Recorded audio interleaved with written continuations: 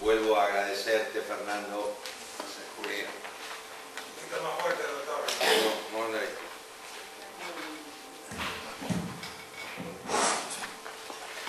Vuelvo a agradecerte como cada año el hecho de que tenga la deferencia de invitarme. Ustedes se preguntarán qué tiene que hacer un cardiólogo aquí.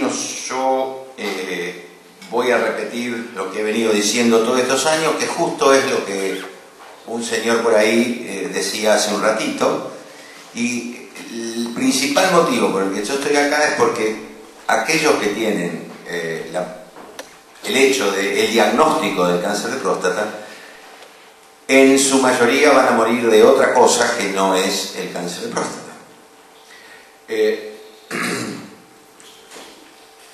Entonces hoy nosotros vamos a hablar algo de estadística, vamos a hablar de los factores de riesgo cardiovascular, porque en general es la primera causa de muerte, digamos en general, sacando, de acuerdo a los grupos etarios, ¿no? Sacamos los accidentes que en las edades jóvenes son mayores que estas, por supuesto, pero en general la principal causa de muerte está entre el cáncer y las causas cardiovasculares. En el caso del cáncer de próstata son mayores las muertes por causa cardiovascular y otras que por el mismo cáncer de próstata. Después vamos a hablar entonces de otros, como dijo el doctor Maximino antes, algo sobre las estatinas que ya veníamos charlando en las otras reuniones anteriores, y ha habido una serie de nuevas descubrimientos o trabajos presentados en relación a esas muertes, a esa acción de las estatinas. Hablando de los números, lo que decíamos antes, solo 1 de cada 8 pacientes que tienen cáncer de próstata pueden morir por causa del cáncer de próstata. Para que ustedes vean, aquellos pacientes que tienen enfermedad coronaria o cardiopatía de algún tipo, 1 de cada 3 se muere de ello. Y si hablamos de cánceres malignos, el cáncer de pulmón, 1 de cada 1.2 pacientes portadores de cáncer de pulmón fallecen por causa del cáncer de pulmón. Con lo cual, el cáncer de próstata, junto con los cánceres de piel y de tiroides, son aquellos que menos mortalidad producen por efecto propios del cáncer. ¿Está claro? Ahora vamos a empezar entonces a ver los factores de riesgo que incumben a la patología que nosotros de alguna manera, aunque como dijo recién Fernando, se puede prevenir. Vamos a ver qué podemos hacer para evitar los factores de riesgo que en general, pongámoslo como quieran, hábitos alimenticios, hipertensión, colesterol, diabetes, cigarrillos, sedentarismo y el estrés en el medio, ¿no? Es decir, como aglutinador. Cualquiera de todos ellos, todos juntos, algunos de ellos, pero en general todos conducen a el endurecimiento de nuestras arterias y a que esas arterias después se obstruyan y nos causen los problemas que nos causan. ¿Qué podemos hacer para prevenir los problemas cardiovasculares? Similar a lo que decía recién Maximino en función de cambios dietéticos, actividad física, dejar el hábito de fumar. La aspirina en realidad como preventivo en el sentido de evitar la adhesión de las plaquetas a la íntima de la arteria, y en caso de ser necesario adoptar medicación. Esto también, esto es una cuestión de que cada uno tiene que pensar cómo mejorar su capacidad física a través de la actividad física. Lo vamos a ver mañana en esta reunión que va a hacer la profesora por la mañana. Lo de dejar de fumar es una decisión absolutamente personal. Los cambios dietéticos están influenciados por todo lo que sabemos, más el bombardeo de todos los días, de los medios, la publicidad y todo lo demás. Y la medicación dependerá del médico al cual ustedes concurran, y una vez que él evalúe la necesidad, cuando el médico le da la medicación, yo lo que les digo es que él ha evaluado también que es necesario que ustedes la tomen. No es que le da la medicación por las dudas. Él piensa que va a mejorar su oportunidad futura para no tener un problema. Y si lo vamos a tener, como dijo Fernando, porque genéticamente lo podemos estar marcado para tenerlo, en vez de tenerlo a los 60 años, lo tengamos a los 75. Y que hemos logrado 15 años de mejor calidad de vida. A esa donde debemos apuntar.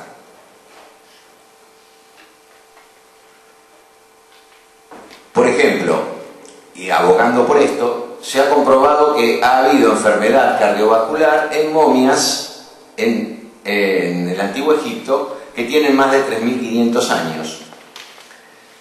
Bueno, esto es también una anécdota, pero de todas formas, la dieta en ese entonces eran carne, pato, pollo y mucha sal, pero no había tabaco. Lógicamente, no había una actividad física arreglada.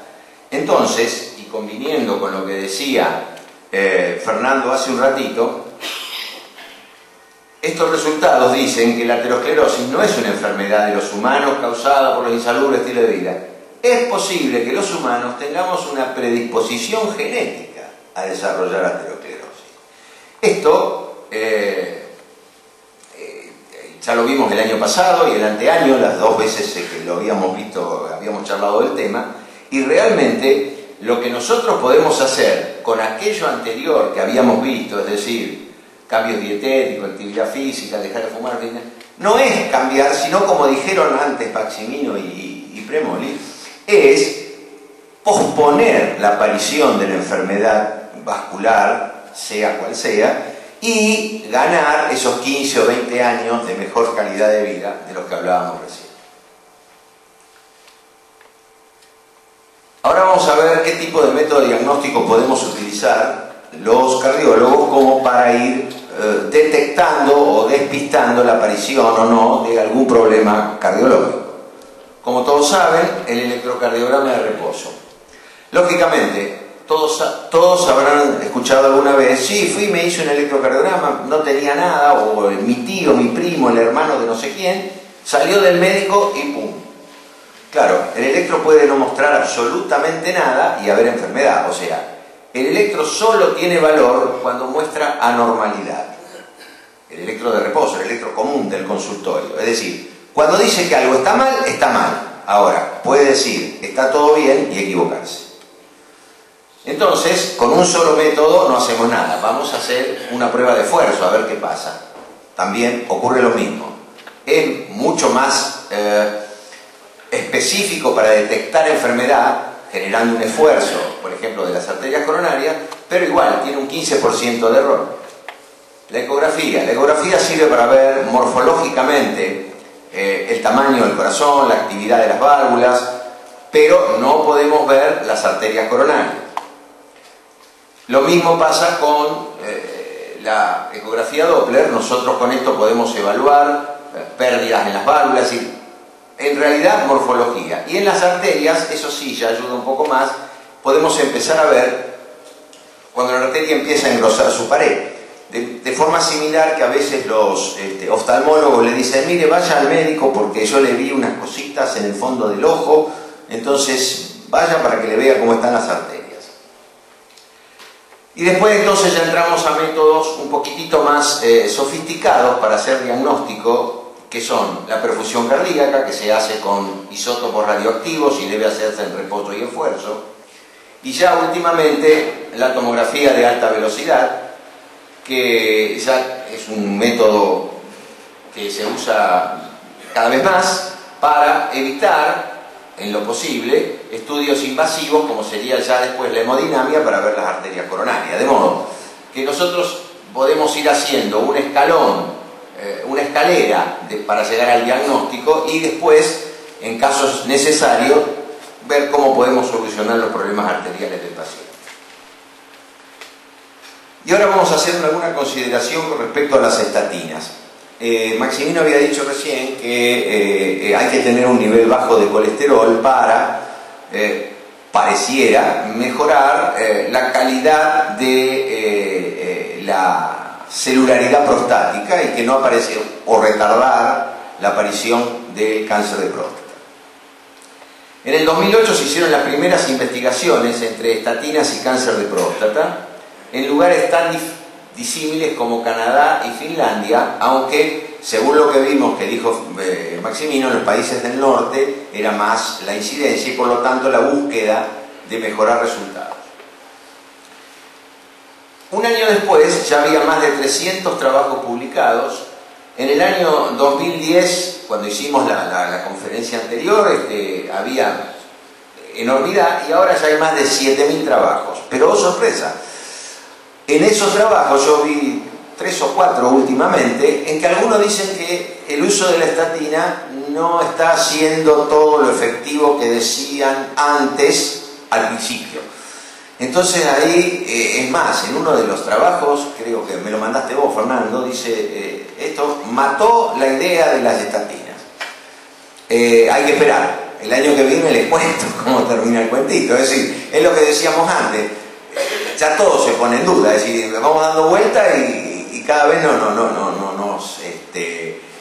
desorientamos, pero de todas maneras, el tener el colesterol bajo va a prevenir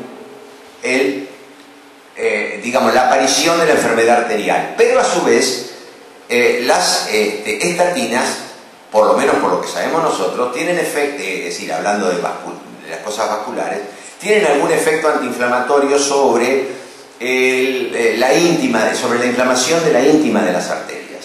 Por lo tanto, si eso mejora, también puede tener algún efecto, que eso era lo que en su principio se planteaba en estos trabajos anteriores, en mejorar en los cánceres de próstata, es decir, alejar la aparición de complicaciones.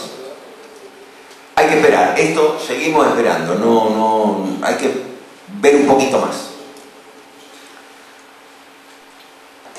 Ahora, para el tratamiento del cáncer se usan una serie de drogas, no específicamente en el cáncer de próstata, pero en general en el tratamiento de los cánceres, que son, en general, quimioterápicos. Este tipo de drogas, las más usadas, son antraciclinas, trastuzumab, inhibidores de tirosina quinasa, ciclofosfamida. Cualquiera de ellas van desembocando en provocar alteraciones del músculo cardíaco que llevan a la insuficiencia cardíaca congestiva. Es decir, para mejorarlos de su problema del cáncer, nosotros le damos drogas que por ahí lo llevan a tener problemas en otro órgano como producto de la acción de las drogas antineoplásicas. Es de buen criterio hacerle, previo a cualquier quimioterapia a un paciente, un estudio ecocardiográfico para evaluar la fracción de eyección de ese miocardio. Y una vez terminadas las sesiones y antes de iniciar una próxima, repetir el estudio y comparar los valores de fracción de eyección. Cuando ese valor baja de del 50%, el consejo es no le efectúe una nueva sesión de quimioterapia porque el paciente va a desarrollar una insuficiencia cardíaca congestiva seguro. Existen otros productos que no actúan de la misma manera, pero sí también son anticancerígenos, como los antimetabolitos o el interferón. Estos en general se han descrito más casos de isquemia cardíaca. Isquemia es la falta de llegada de sangre al músculo cardíaco, ya sea por problemas de la arteria o por problemas de la propia microcirculación dentro de las células. Además, cualquiera de todos ellos pueden producir arritmias, hipotensión o hipertensión, trastornos de conducción, pericarditis, que es una inflamación del pericardio, y edema, que es retención de líquido. Es decir, esto estaría emparentado con aquello, ¿no? Pero de todas formas, ¿esto qué significa? Que, como siempre decimos, los medicamentos, no hay ningún medicamento, ninguno, que no tenga efecto indeseable, que no tenga un efecto que podríamos llamar adverso, que podríamos llamar que provoca algún tipo de problema. No existe el medicamento perfecto. Entonces, el médico tiene que evaluar si conviene administrar determinado tipo de medicamento para mejorar una enfermedad como el cáncer en un paciente